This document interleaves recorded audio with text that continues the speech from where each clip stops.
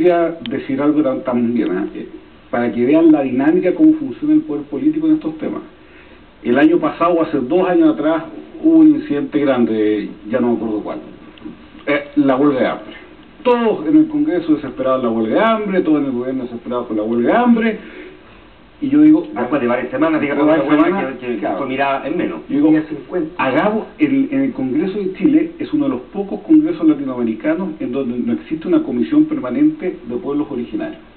No existe. Entonces, hagamos una.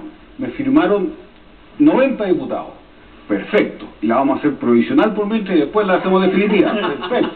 Presentamos, funcionamos, pasó la huelga y cuando fui a preguntar, bueno, ¿y cuándo aprobamos lo definitivo? Mira, en realidad el reglamento está complicado. Bueno, todavía no es definitiva, pues todavía tengo provisorio y tengo que ir renovándola cada 6 meses.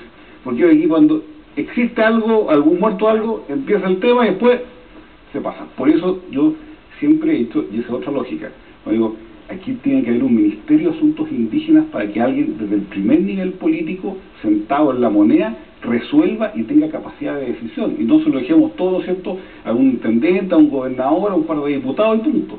Y todos dicen, sí, mira, es que la plata me sale caro aquí, de tu secretaria, entonces, oye, y al final puros problemas que te demuestran que si no se aprieta la cosa, no funciona. Y por eso el Estado de Chile está autogenerando la violencia, porque efectivamente la única forma que se preocupen del tema es cuando se quema un camión.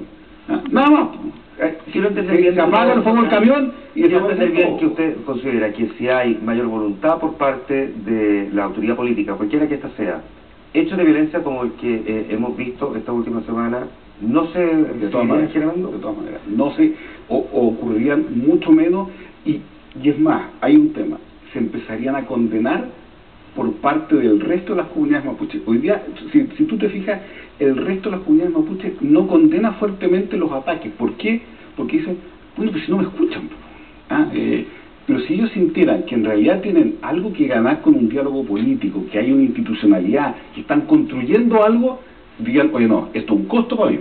Que quemen un camión, ya a pueblo mapuche le hace mal.